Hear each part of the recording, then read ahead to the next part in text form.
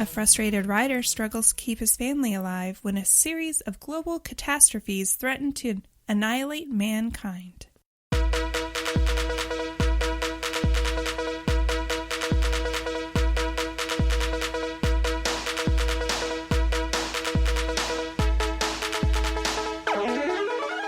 This is Ryan. And this is Ashley. And this is Ruining Our Childhood. A nostalgic weekly podcast where a married couple rewatches and reviews our favorite 90s and 2000s movies to decide if they hold up to our adult standards. That is what we do here, and I'm Ashley. And I'm Ryan. In case you didn't know. Yeah. If this is your first time listening, where have you been? And why are you starting on 2012? Yeah, we did some really good movies prior to this. Or debatable movies. Touche. Touche. I just touche'd your touche. How dare you? Anyway, guys, this movie beat out the ultimate loser of our loser bracket.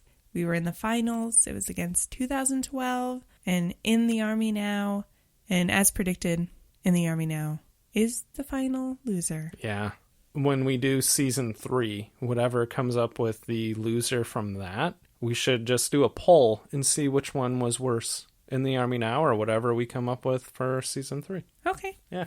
Yeah. We're totally going to forget to do that. For sure. But it's a good idea. We will hold you guys accountable for reminding us. Yes. Just DM us and be like, hey, guys. You were going to do this poll. Yeah. Do it. Just kidding. Yeah. You're not going to be held accountable for anything. No. Can't believe we're at the end of season 2. Mm-hmm. Just got 2 more episodes. Yeah. And we'll talk more about In the Army Now next week when we review it, which I'm not looking forward to. No, me neither. It's pretty bad. Today, we're talking about 2009 classic? Question mark. Yeah. 2012. Mm-hmm. Why don't we go down memory road and you can hit us with some 2009 facts? Have we done a 2009 movie, by the way? I don't think we have. Because if you remember when we started the podcast, 2009 was like the last cutoff year. No, because we... Oh, you're right. Yeah. Sorry. I feel like we've been doing this for 10 years. Oh, no. 2. 2 years. 2 years. Okay. 2 years. Yeah. So, this movie was released on November 13th of 2009. It had a budget of $200 million, and it made $791 million. Holy shit. Pretty damn successful. Some popular TV shows from 2009 were The Mentalist, NCSI Los Angeles, and CSI, Crime Scene Investigation. Sure. The number one song the week the movie came out was Owl City Fireflies, and a couple other popular songs were Britney Spears' 3 and Jason Derulo, What You Say. Ooh. Yeah. What you say? What you say.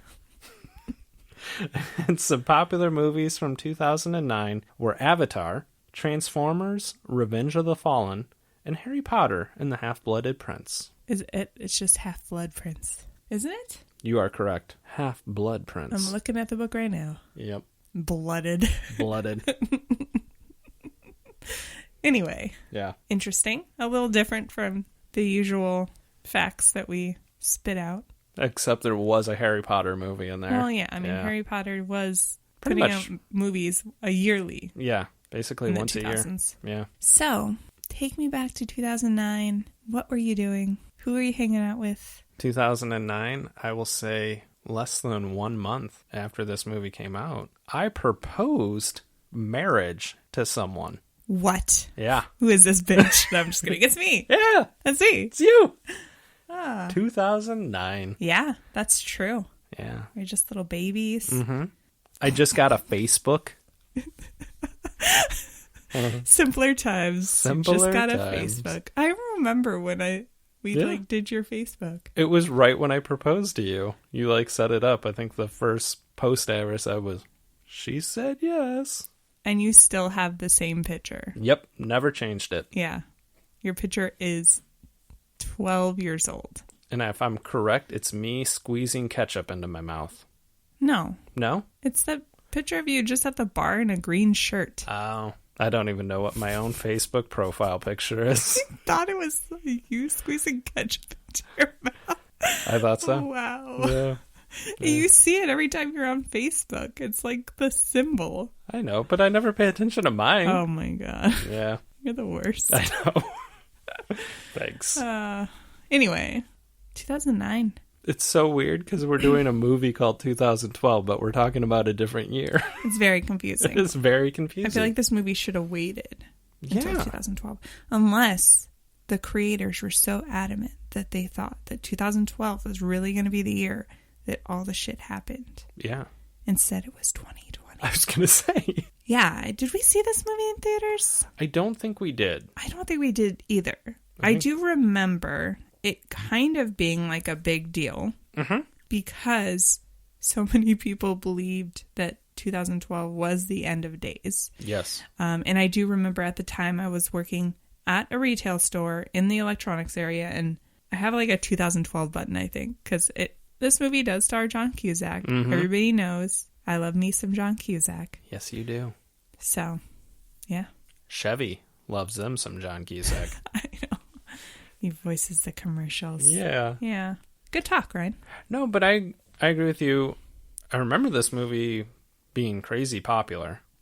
Also, I remember when 2012 rolled around, I had some people in my lives that thought the world was going to end. Yes. Which I never really bought into any of those. I think there's part of me that's like, what am I going to do about it? If it's happening, it's happening.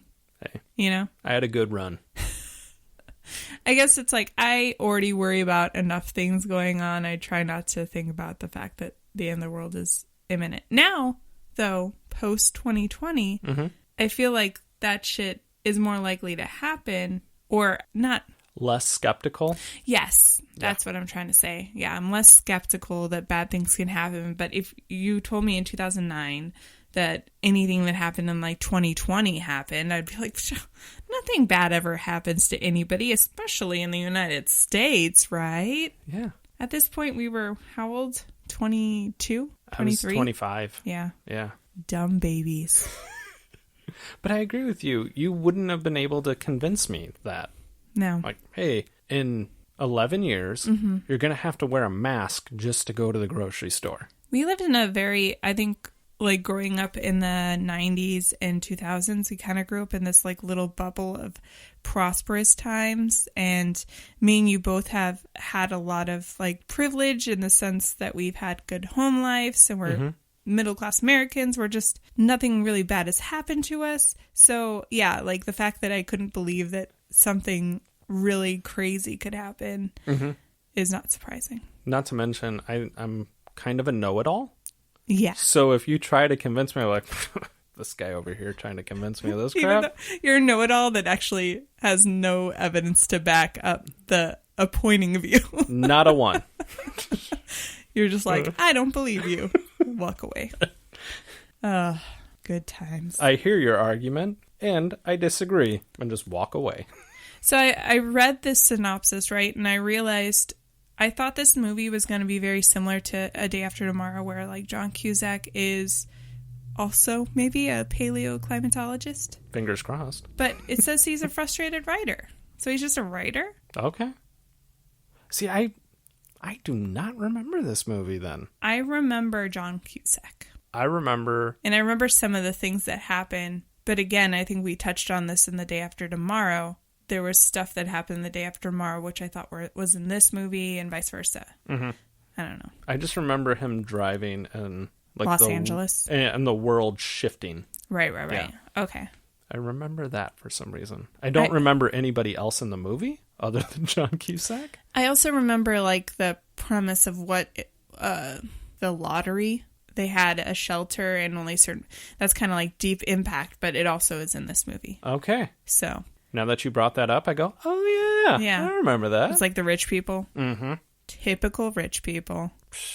Having no knowledge of this movie or memory of this movie really, other than the couple scenes that we just talked about. Do you think this movie is going to hold up? I'm going to say yes. And by hold up, I mean holds up to being a slightly entertaining disaster movie. Exactly. I think the fact that Mr. Cusack's in this, he's a good actor. I would assume there's some other good actors also within this movie. That's not to say like Day After Tomorrow didn't have good actors, because they did. Yeah. But I think the other thing that this will benefit from is this came out 5 years after Day After Tomorrow, so there's more years of advanced technology to use for your special effects. I hope so. I would hope that this movie has better special effects than Day After Tomorrow, and we didn't have an issue with any of the Day After Tomorrow effects. I was expecting on going 2004, it's probably going to be crappy, and it wasn't. So I'm thinking here it's going to be even better special effects. Okay. Yeah. I'm going to agree with you. I think it's going to hold up. Also, fun fact, the writer of 2012 also wrote A Day After Tomorrow. Mm-hmm. Or The Day After Tomorrow. Whatever. You know what I'm talking about. A Day After Tomorrow. You messed it up. I did it on purpose. And he also wrote, like, Independence Day, so. And he wrote something else. Godzilla. The 1998 version. Yeah. Some would say the better version. I've never seen that movie. I can't even back that up. I watched it. I don't remember it. It made a huge impact on you. The soundtrack. Some would even say a deep impact. Disaster movies. Should we just have a conversation where we just use titles of disaster movies? I mean, kidding. If you just want to Armageddon it. They have to make sense, right? You can't just add them. I was like, what's a disaster movie? Quick, Armageddon. I can't even think of any other ones. Yeah, we're not good at this. We're not good at improv. Mm-hmm. So we both say it's going to hold up to being a decent disaster movie. Where can you stream this? You can stream 2012 on the Peacock Network. It also shows that it's on something called TV Vision. Oh. I don't know what that is. And Sci-Fi, so you probably can watch it on their app or something. Okay. But you can also rent it and buy it, so it's available. Gotcha. I know it was on Netflix for a while. I was kind of hoping it was still on there, but... Yeah, because on Peacock, we might be getting some commercials. Yeah, that sounds horrible. Yeah. We could always rent it. Yeah. I hate on those apps that have commercials because I feel like a lot of them play the same two commercials over and over again, and I'm like, I don't mind the commercials, just show me something a little different. Yeah. I think it was the CBS All Access. I was watching something on it one time, and I was watching 2 episodes, and they were the exact commercials every single time, to the point where I felt like I could start memorizing them. And then you're like, I will never buy your product because I've had to sit through your commercial too many times. Yeah, like, give me a variety, CBS. Yeah. Anyway, so we're going to go ahead and hit that pause and come back and talk about 2012. We're back. We just finished watching 2012, and we're going to go ahead and break down our movie with our categories. Like we always do. And our first category is Well, Hello There. Well, hello there. Where we talk about any cameos of famous or recognizable actors or actresses that we forgot were in the movie. Who did you notice? Well, we did mention one person that's in this movie, and actually he's not the main character. No. Well, I would say it's like a 50-50 split, really. But it was John Cusack. He plays Jackson Curtis, who is a writer, or the writer in the aforementioned summary of the movie. And he is John Cusack. He's amazing, and I love him. Yeah. The end. No. You know John Cusack from Grosse Point Blank, High Fidelity, Say Anything. But more recently, he's doing a TV show on Amazon Prime called Utopia. Okay. You just went down I'm going to name everything he's in because I know everything he's in. Let me start. Yeah. John Cusack was born in Chicago, Illinois in 1967. I don't even know if that's his birthday. It'd be amazing if I got it right. God. When does his restraining order against you expire? I don't know. No? It's 66. Damn it, Ashley. And he actually was born in Evanston, Illinois. Okay. So. All right. Well, go ahead. My first one is Chuwatel Ejiofor, who plays Adrian Helmsley. Yes. What was he, like a scientist, would you say? Yes. Yeah. He wasn't a paleoclimatologist. No. But he was vaguely a very important scientist with something. Yeah. There was a lot of science jargon that went over my head because it probably was meant to. I was going to say, they start talking about it, and I go, yep, sounds right. Show me more death. Chuwatel is from Love Actually, 12 Years a Slave, and he's going to be in the Doctor Strange sequel, Doctor Strange and the Multiverse of Madness. He's going to be the bad guy, because he essentially kind of turned into a bad guy. Spoiler alert for Doctor Strange. Yeah. Interesting. My next one is Amanda Peet, who plays Kate Curtis, who is Jackson's ex-wife. She more recently was in the Dirty John TV show. I think she's in the second season because each season's a different story. And most notably, I think The Whole Nine Yards would definitely be the top of Amanda Peet's. Welcome to another episode of Our Neighbors Are Making Loud Noises. Our neighbor's working on his car. Yay. If it's not an ice cream truck, it's some hammering and drilling. Yeah.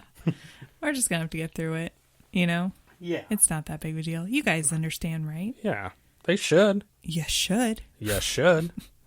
Let's move on. My next one is Oliver Platt. He plays Carl Anheuser. Believe it or not related to Anheuser-Busch. I kept hearing that name and I was thinking that. Yeah, same. He's like an advisor to the president. Vaguely, but somehow makes himself the acting commander-in-chief at one point. Which I find hilarious because he's not, I don't think he's like a head of any sort of department, right? No. And I think it skipped like 20 public figures. There's a lot of people in that line of succession. No-name guy, advisor to the president, not on that list. Right. So Oliver Platt, he's been in a couple of our recent movies. He was in Beethoven and Dr. Dolittle, and he's on Chicago Med. Yes. My next one is Jimmy Mistry, or Mistry, maybe? He plays Dr. Santnam, and he's one of Adrian Helmsley's coworkers. He's actually like the first person that finds out that the Earth's core is melting. Yes. He is most notably for me from Ella Enchanted. He plays Benny, which is like he's stuck in a mirror. Okay. I love that movie. But he more recently was in a couple of British TV shows, including The Syndicate and Coronation Street. Okay. I've heard of Ella Enchanted. Have I never made you watch that? You have not. It's probably my favorite movie that I don't own. It would have to be because we've been together for almost 15 years and you've never made me watch this. Okay. Well, put it on the list, guys. All right. My next one is Danny Glover. And he plays Thomas Wilson, who is the President of the United States. Yes. We know Danny Glover from all of the Lethal Weapons. And more recently, he was in the Jumanji sequel, Jumanji: The Next Level. That's true. And he has like 8 things in the works. And I believe one of those is a Lethal Weapon sequel. It might have been. Yeah. I just glanced and I just saw post-production, pre-production announced. I was like, man, calm down. Save some acting jobs for the rest of us, Danny Glover. And by the rest of us, like I'm an actor. Let me get some roles, Danny Glover. And also, me and Danny Glover would be going for the same roles at this point. Crotchety 75-year-old man. That saves up, right? But, yeah, I don't think you guys are going for the same roles. Who is your next one? Good question. There's so many people. The next one for me is Chin Han, and he plays Tenzin, who is a Chinese worker on the Ark, which we come to find out is the Ark. And he is from The Dark Knight. And then he's going to be in Mortal Kombat, which I spelled with a C. Okay. Well, that's okay, because I put Mortal Kombat. Playing Shang Tsung. Yeah. My next one is Fandy Newton. Yes. She plays Laura Wilson, who is the president's daughter. Yeah, and she's also she's a doctor. They called her Dr. Wilson, but she also has like a doctorate in like art or something. Yeah, she's like a curator. Yes. That was the word I was thinking of. I was like, she's a doctor in art. Yeah, a doctor in art. Fandy Newton, probably most famously in Crash and Westworld, also does a voice on Big Mouth. Yeah, she plays Mona the hormone monster? Yep. Hilarious. My next one is Ostrich Chow, and he plays Nima, who is Tenzin's brother, and he's also a Buddhist monk, I believe. And most notably for me, he plays Kevin Tran on Supernatural, reoccurring character. And he's also has a reoccurring character in the Arrowverse. Like he's done all of the shows. Okay. And is listed as the same character. And he does a voice for the Carmen Sandiego cartoon. Very nice. We need to check that out. Yeah. I did love me some Carmen Sandiego growing up. Right? Same. My next one is Morgan Lilly. She plays Lilly. It's very confusing. Most notably, she played the young Raven in X-Men First Class and Days of Future Past. Okay. And she was also on the had a reoccurring character on the show Claws with Niecy Nash. Yes. I thought she looked familiar, and I just forgot to look her up. My next person is George Siegel. He plays Tony, who is a lounge singer on The Cruise. Yes. Or the cruise that they show on this movie. He's most notably from Just Shoot Me, and more recently, he has a recurring character on The Goldbergs, or he might be in the main cast. I don't even know. I don't watch that show. I think he's on the main cast. Oh, okay. Yeah. My next one is Woody Harrelson. He plays Charlie Frost, who has like a conspiracy theorist radio show. Right. Woody Harrelson from Cheers, Zombieland. I did see he is going to play Carnage in the Venom sequel that is called Venom, Let There Be Carnage. Interesting. I did not know that, so cool. I didn't either. I love me some Woody Harrelson. Oh, yeah.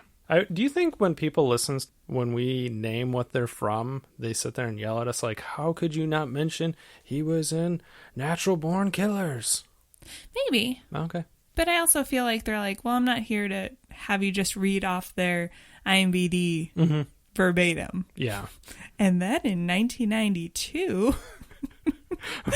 We should one episode do like Ricky Gervais at the Golden Globes and just pick what their worst thing they're known for is and just list off all of those. That'd be hilarious. Yeah. Maybe season 3. Yeah, there you go. My next one is Blue Mancuba. He plays Harry, which is Adrian's dad, you come to find out, but he's also the partner of Tony in their lounge act on the cruise ship. And he is from RoboCop, and he's done episodes of Fringe, and he was Toto in the Tin Man miniseries. With Zoe? Yeah, with Zoe Deschanel in 2007. Okay. And he has a lot of other things, and he looks so familiar, and I can't completely place him. Okay. So I'm assuming it's the Tin Man thing, or maybe the episode of Fringe. Probably Fringe. He looked super familiar to me. My next one is John Billingsley. He plays Frederick West, who is a coworker of Adrian. And John was the coroner on True Blood, and more recently he was on an episode of The Rookie with Nathan Fillion. Okay, yeah. My next one is Tom McCarthy. He plays Gordon, who is Amanda Pete's character's new husband, or newer husband. Seems new, right? Yeah. He has acted quite a bit, but he's more notably a writer, and he wrote Spotlight. Oh, really? Yeah, and The Station Agent with Peter Dinklage. Okay. It's a good movie. And more recently, he's acted in the TV series on Apple TV in Little America. Okay. Did he win an Academy Award for Spotlight? I believe so. Because I think that won something. Yes. Yeah, he's won 1 Oscar. And earned a nomination for Best Director. And apparently he wrote the screenplay for the movie that makes you cry like a little baby, Up. I just saw that. Thanks for bringing it up. Good looking out. The things you learn. My next one is Michael Buffer, playing himself. That's true. And if you don't know who Michael Buffer is, he's the guy who does the Let's Get Ready to Rumble before boxing matches. And that's what he did. Played himself.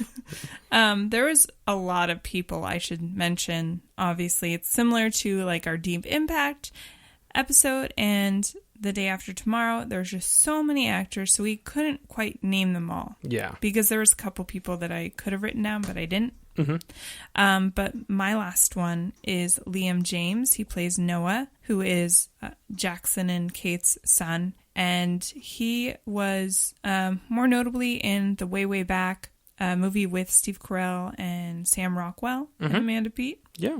Among other people. And more recently was in the TV series The Deadly Class, which was on Sci-Fi, and it had Lana Condor in it, but I think it got canceled. Okay, cool. But that's all I had. I had two more. Okay. One is the actor Stephen Mccaddy. He played Captain Michaels, who was like the captain of one of the arcs. Yeah. Big thing I remember him from is Beverly Hills Cop 3. Some would say the better Beverly Hills Cop. I don't think anybody's ever said that in their lives. Yeah. And also he was on Orphan Black. Oh, okay. And then my last one, legendary to our podcast, Low Flying Helicopter. So many. Yeah. And especially at the end, he was just flying along the side of the arc. That's true. It was beautiful. It was beautiful. If Some I of was his best work. If I was a person in this world that is ending, I would definitely want to be in the helicopter, except for the times where there was flying objects, like Yellowstone. Yeah. Then I would not want to be in a helicopter. No. You're just screwed. No. If you could get in a helicopter and get to like the top of a mountain, like a really, really high mountain, you might be okay. That's true. But I don't know. Maybe the mountain will just start blowing up. You never know in this movie. Shit went crazy. Yeah, that's true. Shall we move on, or should we take a quick break? We should take a quick break. And we'll come back and we'll talk about more stuff.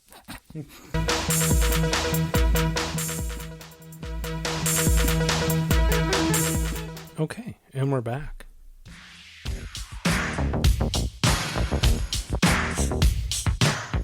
The next category is called Kids Would Call It a Throwback.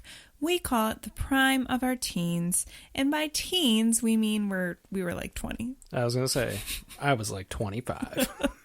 Where we talk about the fashion, dated references, offensive jokes, and yeah. Did you have anything in this? For fashion, Jackson's daughter Lilly has quite the obsession with hats. Right. But one of her hats, I believe it's the one she's wearing when they go camping, but she takes and just changes them throughout. But it did look like a hat that the employees have to wear at Hot Dog on a Stick. Yes. So it was pretty bad. But she had quite the obsession to the point that when their house was collapsing, she looked back at the house and said, "My hats." Yeah. I did like when they were camping and he was looking through her bag for, I think, to give her some pajamas or something. He's like, "Where's your clothes?" She's like, "I'm wearing them." And her bag was just filled with hats. That's awesome. It's like, this is the best character. Yeah. It's the most character development, probably. Also, I did like, speaking of hats, Woody Harrelson's hat was an interesting choice. Mm-hmm. And I did remember that from the movie. The minute I saw it, I was like, yes, I remember this character. Their wardrobe department just went, let's do all of the hats. Look, it's a disaster movie. It's going to be, they're not going to have time to change, but they could change their hats. T-shirts, jeans, you guys got those shoes? Great. Jacket, but do we have hats? I just snorted. Yes, you did. Did you have any dated references? I had one. Kind of blew my mind. There's a scene where Kate and Gordon are grocery shopping, and you just see behind them a crap ton of Vault energy drink. It was a drink that Coca-Cola made, where they're like, it drinks like a soda, but it has energy in it. I vaguely remember that. Okay, the fun part about this, that was discontinued in 2011. Oh. So the movie was made in 2009. That's they didn't true. know it was going to be taken off shelves. Plot hole. Plot hole. Yeah. I'd be like, if you want me to put your product in our movie, you have to make sure it still exists in the time the movie was set. Exactly. That's funny. I read what it was is they brought back Mellow Yellow. Oh, okay. Which I used to like as a kid. Same. Mm-hmm. And Surge. Oh, Surge. Do they still make Surge? I want to say there's a country overseas where it's still sold. Are you making a joke? No. Oh. I legit looked it up one day. I was like, what happened to Surge? And yeah. That's funny. So I didn't have any dated references or offensive jokes, but I did have a gripe that I like to, of course, in my feminist rants, I like to put them in this because it does date the movie to me. Mm-hmm. So they end up getting on a huge plane with Jackson's boss, basically, because he's a writer, but he also has a day job as a limo driver for this Russian guy. Yes. Who's well off. Billionaire. Yes. But throughout the flight to China, they're trying to get to the Arcs. They run into problems, obviously. And Gordon is the co-pilot, and every single time there's a problem, he comes down there and goes, Jackson, Yuri, which is Yuri's his boss's name. Mm-hmm. We got a problem. Makes them go up there. I'm just saying, there's 2 other adults there, Kate and Yuri's girlfriend, which I can't remember her name. Tamara. And they never consulted. Nope. Sexist. Very much so. It happens like 3 times. Mm-hmm. And I have some other things I will point out in a little bit that were equally that way. But I also did not have any offensive jokes, and that was my only dated reference. I will say, I think we kind of addressed this in the Day After Tomorrow episode. There's no time for, I guess, a lot of jokes and a lot of dated references because everybody is fucking dying. Exactly. Do you want to move on? Yes.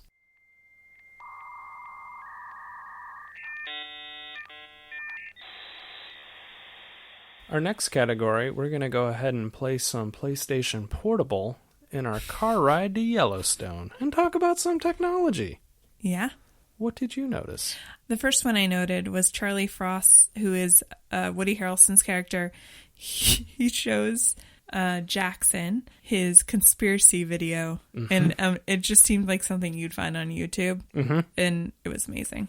The highlight for that, for me, in this video is he's explaining how 2012 is going to end the world, and he's like, the planets align, and then this dinosaur comes up and goes, oh, not again. And he's like, I did the animation myself. It was delightful. What was yours? The PlayStation Portable, because I went, first time that I've seen this pop up in all of the episodes we've done. Right. The other thing that I noticed was cell phones that didn't have touch screens. That's true. They had buttons. It was like right before. Yeah. On the cusp. Very much so. I will say Yuri did had a touch screen, but I don't know if that was given to him because he was a person that had a ticket to the Ark. Mm-hmm. And he had to like use his thumbprint to... Yeah. So that technology was advanced for the time. He like bought a seat on the Ark with his thumbprint. Mm-hmm. Yeah. Well, it was like a boarding... That's right. Boarding process. Yeah. I didn't know if you wanted to talk about the CGI here a little bit. Okay. I felt like it was a little too ambitious at times. Yes. In the scene that we kind of talked about at the beginning of the episode where John Cusack is riding down the streets of LA with his family and, you know, everything is just falling apart. I felt like some of the scenes looked like they could have been from Grand Theft Auto. Like, that's how animated they looked. Because I think it was the camera placement. Yeah. And then to follow up on that, anytime they went with a first-person point of view where you're basically driving, it felt like a theme park ride. Yeah. I actually got slightly nauseated at one point.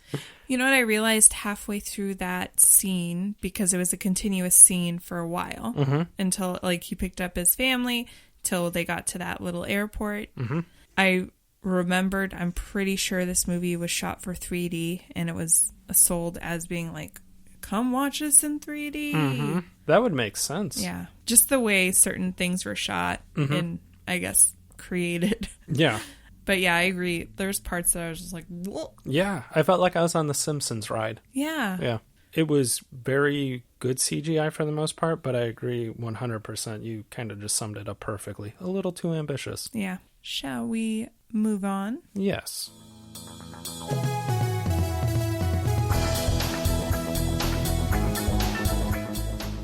The next category is called Is It Even Good? Like how I emphasize Yeah. Where we talk about the plot holes, and we name our funniest and cringiest moments of this film.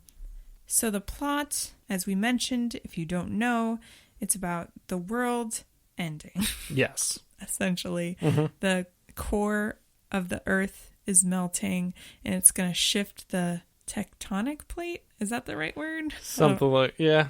Sciencey Science jargon.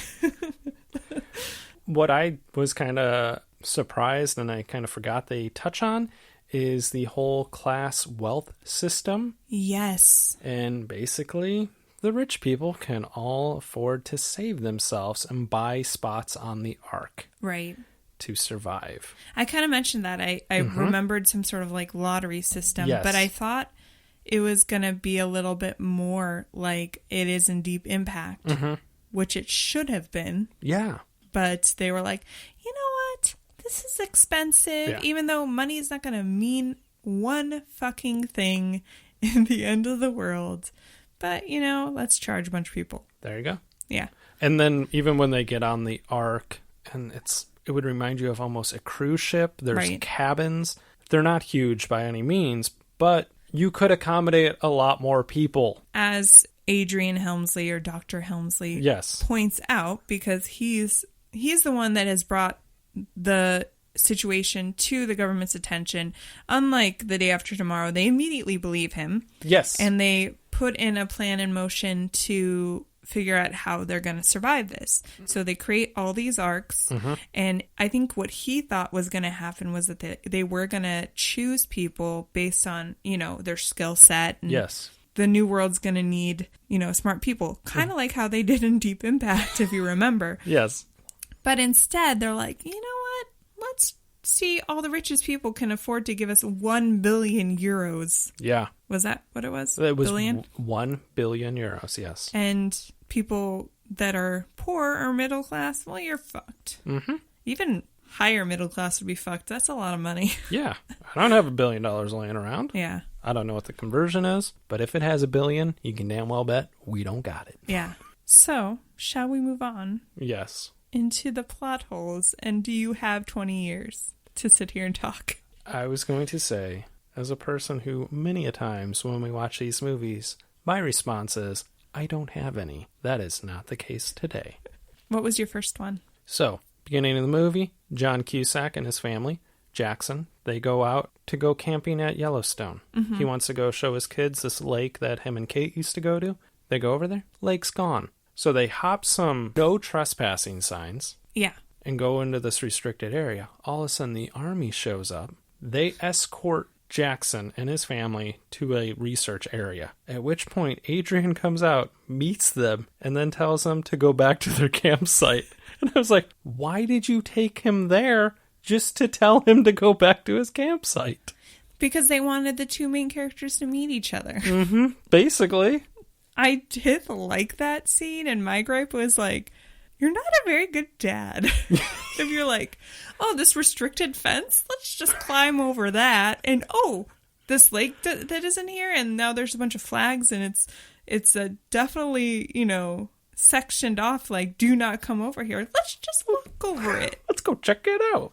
Surprisingly, this guy survived the whole movie.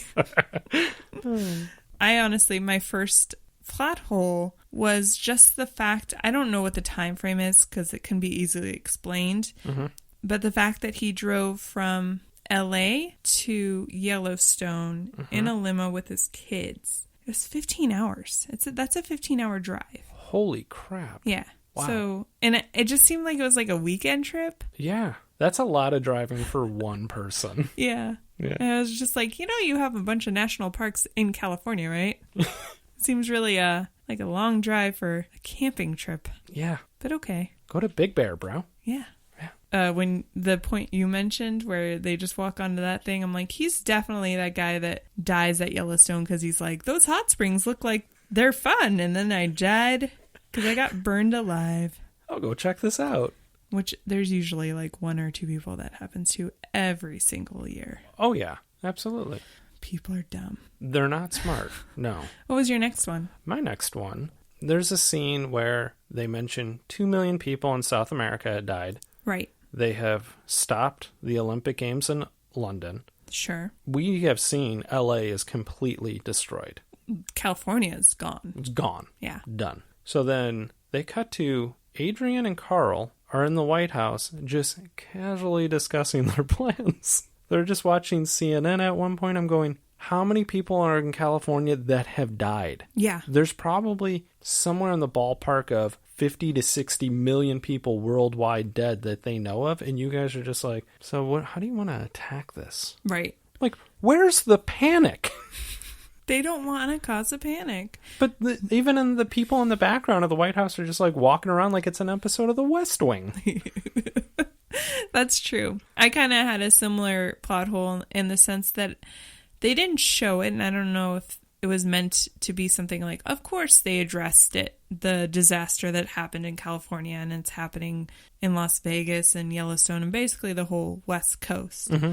But when the president, Danny Glover's character, decides to stay instead of get on Air Force One to go to the Ark, he addresses the nation. Mm-hmm. And I was like, is this the first time you're addressing the nation since all this shit happened? Because it's been a couple days at least. Yeah. And you're just now going like, hey, that sucks what happened in California, right? Some stuff went down. Isn't it crazy? Yeah. Piggybacking off of that, Jackson and Gordon and their family fly to Vegas. Right. Vegas is demolished for the most part. Pretty much, yeah. But I noticed conveniently, always whenever they were flying someplace, airport runways were good to go. Those must be the most solid things in the world. Yeah.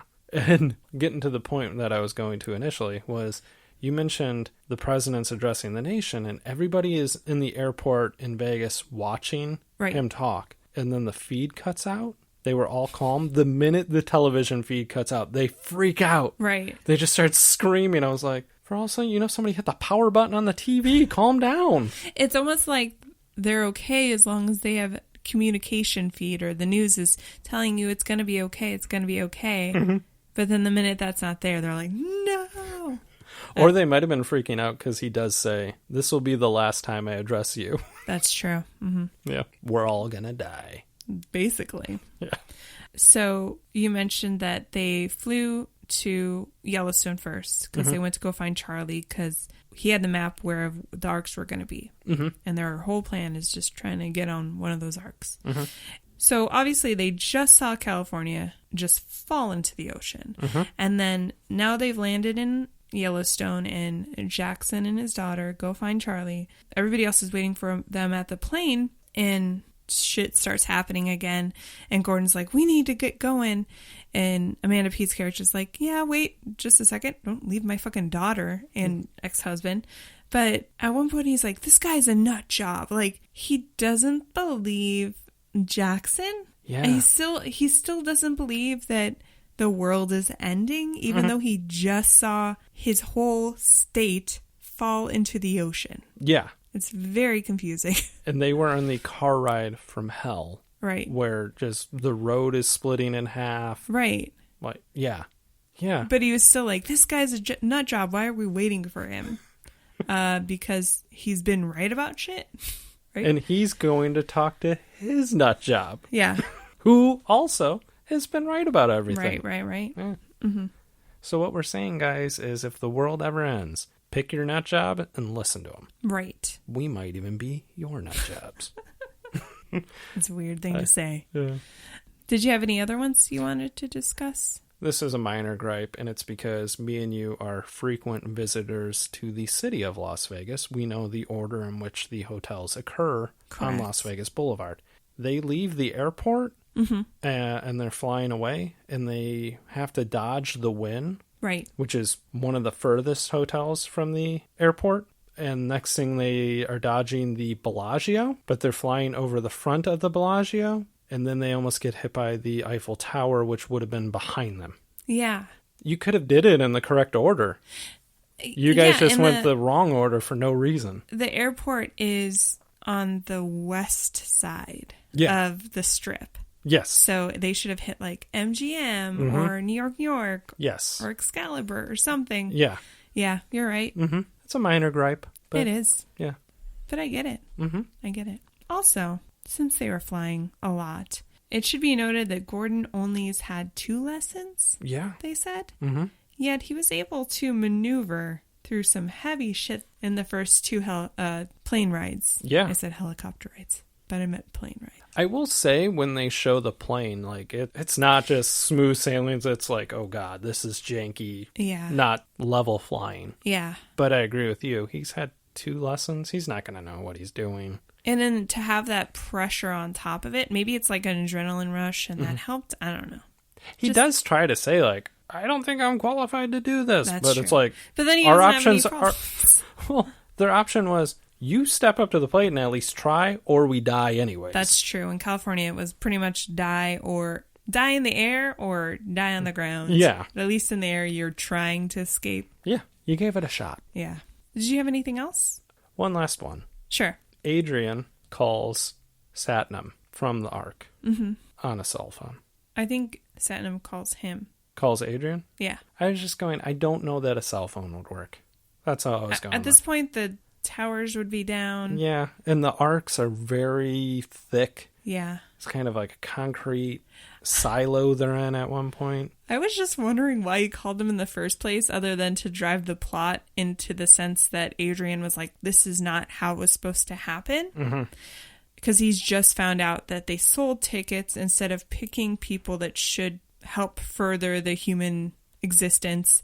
And his friend was supposed to be picked up. This guy helped them figure out the problem. Yeah. So if anything, he should have been priority, yet he was on a mountain running away from a tidal wave with his poor little family, and he calls his friend, and I'm like, way to leave a guilt trip right before you die. You're like, way to not save me and my beautiful family.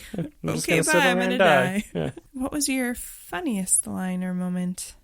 My funniest line or moment is, it's when Jackson and Lilly go looking for Charlie Frost. Yeah.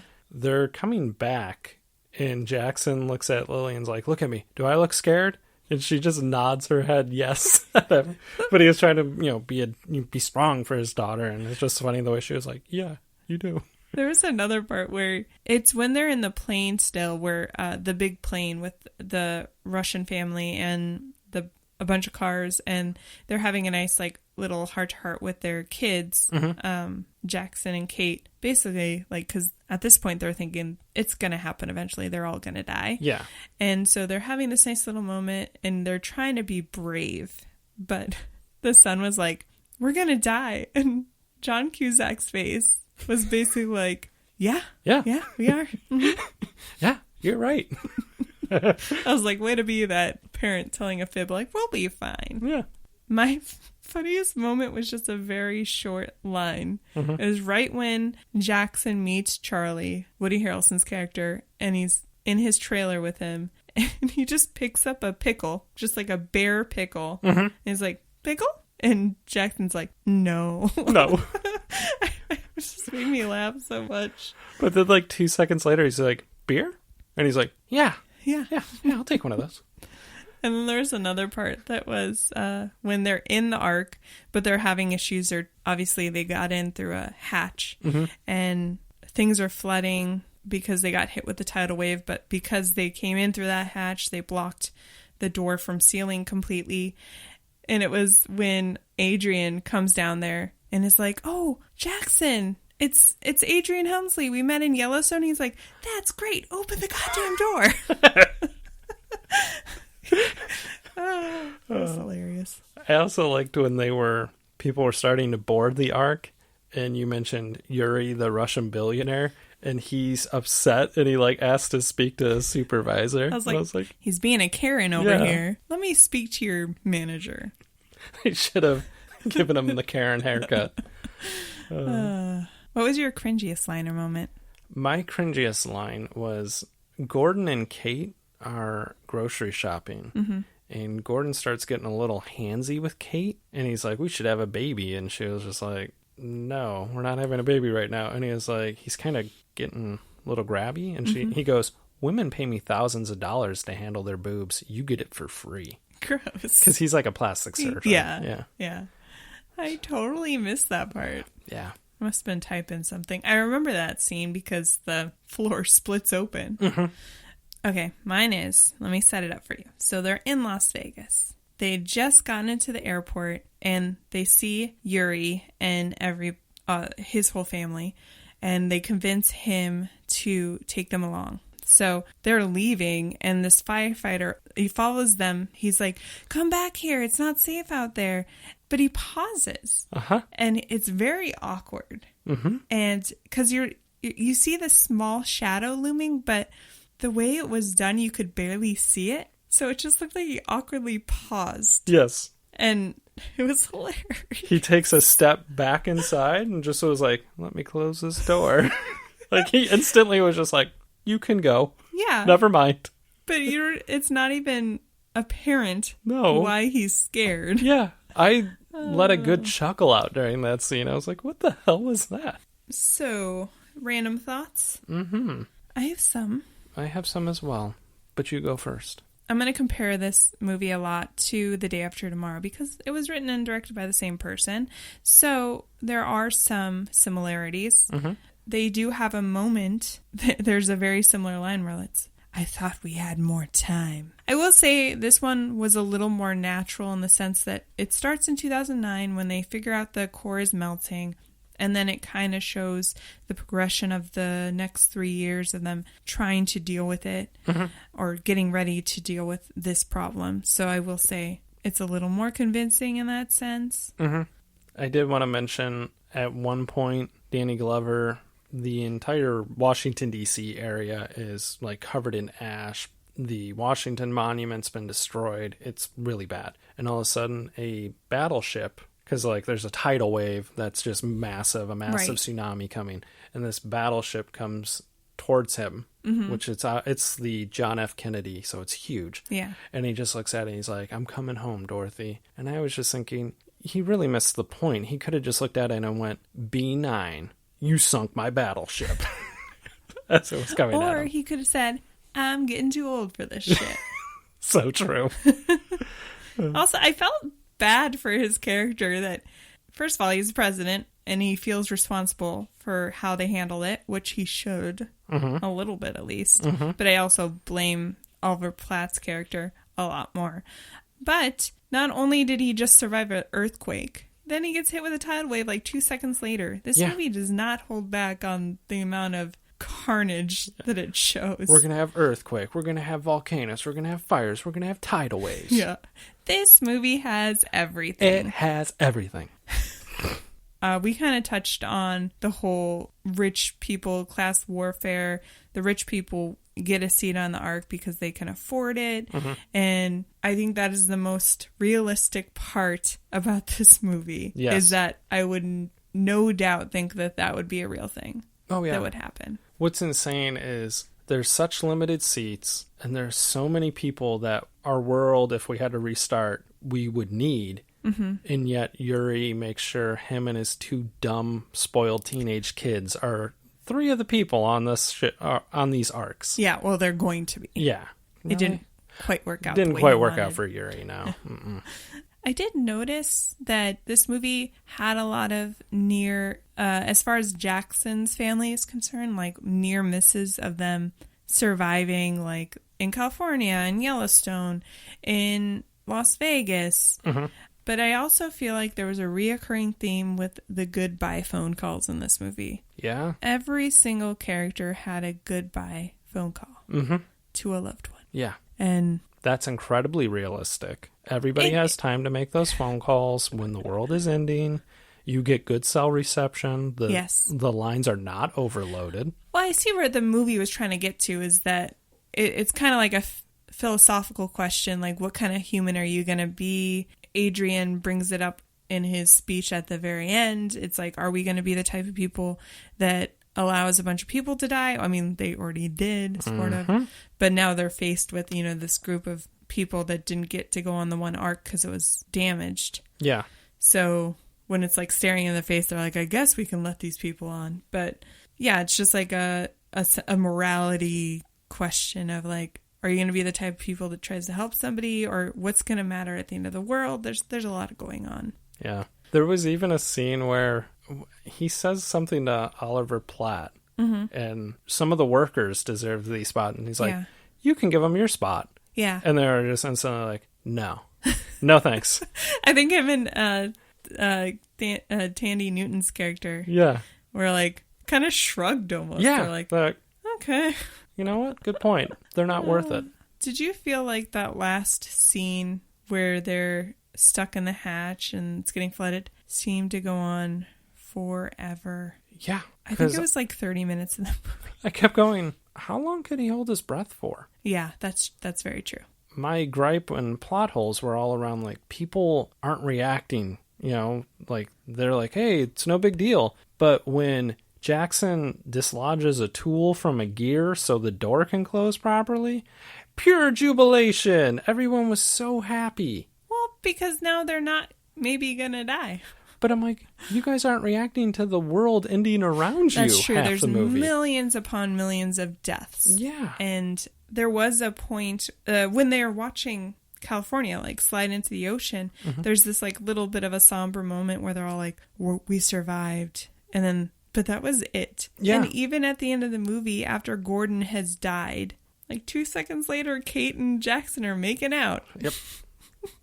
Let's run it back, honey. But they did kind of foreshadow it when they were in the big hatch plane. Mm-hmm. She said, I love him enough, because that's what you want to hear. Just tears at those heartstrings. Yeah. I love him enough. Also, I think the movie would definitely be an hour long if they cut all of the tragic death scenes of each city. Yeah. That were incredibly long. I was going to say, it's like a 2.5 hour movie. You want to take a quick pause and then we'll come back and hand out some awards? For sure. All right, we'll be right back.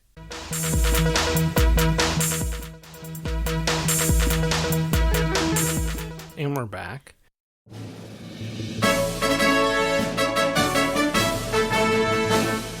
As always here on Ruining Our Childhood, it is award season. We give out 2 awards every week, the first of which is the valedictorian to the Nicolas Cage Online School of Bad Acting. Whom did you give your award to? Well, I gave mine to 2 people. Oh. They could have basically been one person. Mm-hmm. And that was the twins. Alec and Oleg. Mm-hmm. They were played by Alexander and Philippe Haussmann. And they were awful. Yeah. Not only were they just terrible kids until the very end, I guess, but I couldn't get a read on if they had Russian accents or British accents or American. Yeah. They were very vague, but they were just horrible children. Like, they told Jackson when he dropped him off at the airport, right before, hell breaks loose in California, that we're going to live and you're going to die. Yeah. Yeah, they are terrible, terrible children. And somehow they got to survive. I don't know. Maybe something about letting children die, even though so many children probably died. I mean, if you think about it, how many people were they actually able to get on the arcs? Like 50,000? Maybe. Yeah. 6 billion are dead. These 2 shitheads survived. Who did you give yours to? I gave mine to Fandy Newton, who plays Laura Wilson. I didn't have a huge issue with any of the acting really in this movie, but when there's the issue with the door closing because that tool's stuck in the gear, right? She just says this line so robotically, it kind of stopped me in my tracks. She goes, something must have gone wrong. You think? I did find her, and I think she's a great actress, especially nowadays, but I found her accent and tone of voice to be a little surprising because I know she has a very like husky voice almost in real life. But in this one, because I think she was doing the American accent, her tone was like 3 octaves higher than it usually is. Yes, I agree. And I said octaves. Octaves. Like Octavia Spencer. So she like kind of talked like this. Yeah. It was a little weird. Yeah. Not a bad pick. There's a lot to choose from, I think, in this film. Do you want to move on to the next award? Absolutely. The next award is the Thomas J. Hanks Award for Exceptional Acting. Who did you give your award to? I'm going to throw you off here because you're going, he's giving it to John Cusack. He's going to give it to Chuwatel Ejiofor. I gave mine to Morgan Lilly, who played Lilly. You just loved her because of the hats, didn't you? Well, that's part of it. Okay. I felt like she was the only person that was struggling with what was going on. Reacting appropriately? Yes. She was the only one that I felt grasped the magnitude of what was happening. Sure. Down to, like, they're putting life preservers on when they're in the cargo hatch on that plane with the Russians. And she's crying because she's like, I'm not a good swimmer. Yeah. She's terrified. No one else is reacting to anything in this movie. But I felt like she brought the A game. And then when your house is falling down and you look back and you go, my hats, you're going to win this award every time. What would be the one item that you would look into the house and say? Are you with me? And the dogs are with me? Yes, we're with you. Oh, I don't. My Hulk Hogan pop figure. I don't know. I mean, as long as you guys are with me, I'm fine. Okay. This all can be replaced. That's why you have insurance. That's true. I'd probably be like, I just bought a new pair of jeans. or something stupid like that. You know, when you're in shock. Yeah. You know, things aren't necessarily processing correctly. No, that's why I'm like, I don't know what I would be looking back at going, oh, man. Our wedding pictures would probably be the one thing I'd be like, well, can't get those back. Right. But some are on Facebook. So problem solved. But Facebook would not be a thing. The servers would be down. The world would be engulfed in nothingness. They could come back up. Maybe. I don't know. I gave mine to Chuwatel Ejiofor. Did I say that right? I believe you did. Chuwatel Ejiofor.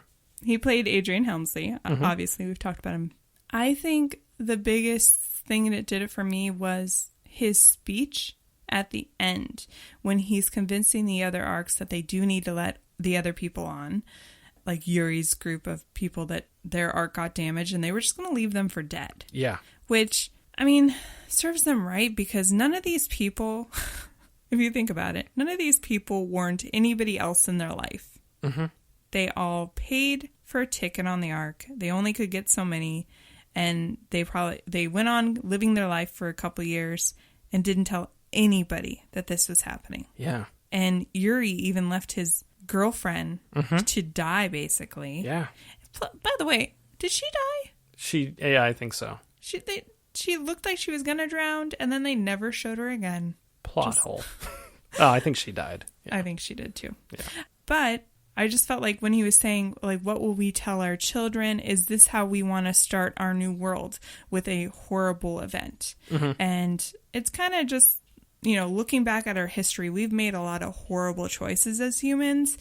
And now we have a chance to, I guess, reset, even though, to be honest with you, it's on Oliver Platt and him kind of, all the deaths of all the people that never got to even get a chance to be on the arc. Yeah. But let's forget about that for a second. His speech was like very passionate and he realized like how they fucked up already. Mm-hmm. And he's like, now we have this chance to save these people right here in front of us.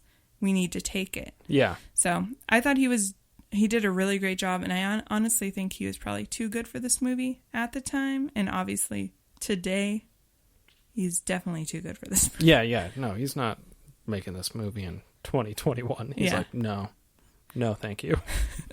No, thank you, sir. No. But I think I like John Cusack's performance. He brought a little more lightness to the movie, but I think like his whole storyline was incredibly unbelievable. Yes. Yes. Yes. So now we shall answer the question: did this hold up? And our predictions, we said it would. Yes. And what do you think? I think it was close, but I don't think it held up. But I think this was kind of a similar situation to Gone in 60 Seconds, where, it didn't hold up, but it's a fun movie to watch. Yeah. You mentioned earlier the special effects were pretty good. I just think at some point there was too much going on. Yeah. We kind of jokingly did our stuff on and said, this movie had everything. It really did. Yes. At some point it's like, hey, maybe just pick one thing and focus on it. Right. It basically was Deep Impact had a baby with The Day After Tomorrow. Mm-hmm. I'm surprised they didn't fit aliens in there somehow. Yeah. Because that was the only disaster element that this movie was missing. Because then I was thinking, like, and then there's a cruise ship sinking. And then there's volcanoes erupting. And then there's just too much. It's too much. I agree with you. I think that definitely did it for me. And the repetitiveness, and this movie did not have to be as long as it was. Yeah. It's something that I feel like The Day After Tomorrow did better. Yes, agreed. In general. As just a light, not a light, but just like a lighter disaster movie, end of the world. But it focused on one climate change factor and it went with it. Whereas this one's like, let's have tidal waves. Let's have fires. Let's have volcanoes erupting. Let's have earthquakes. Yeah. Let's have people dying at every turn. Yeah. Let's have a guy trying to hold his breath underwater to dislodge a tool so a door could close. Who is also a writer of a really shitty novel, apparently. Yeah, that sold 400 copies. I don't think it was shitty. It was just apparently ahead of its time. Yeah. You know? Yeah. It happens. If this movie was about 45 minutes to an hour shorter, wouldn't be that bad of a movie. Like I said, it was a fun watch. Yeah. I would watch it again in 10 years or something, but it wasn't Biodome bad. No.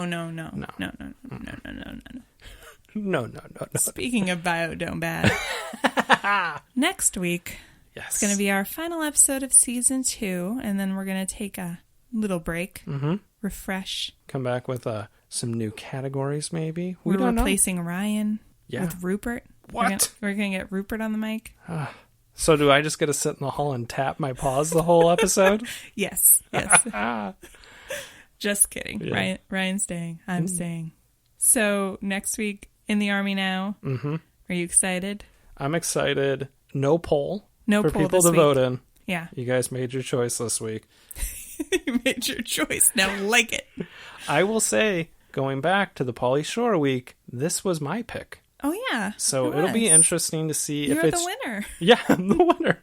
Is it just better than Biodome? I think that'll be a success for it. That's a good question. Yeah. And it's one we will address on next week's episode. So thanks for listening, guys. If you haven't, check out our social media, Instagram at Ruining Our Childhood, Twitter at ROC Movie Podcast. And if you have a moment, why not leave a review on our Apple Podcast page or whatever, however you do that. And if you really want to get crazy, go over to www.ruiningourchildhood.com. Maybe buy a t-shirt or a sticker while you're there. Yeah. Sure. Check out the website. Yeah. It's a thing. Yeah. Sometimes I update it. Yeah. Sometimes I don't. There you go. Sometimes we don't, but it's there. It's a mystery. Dark.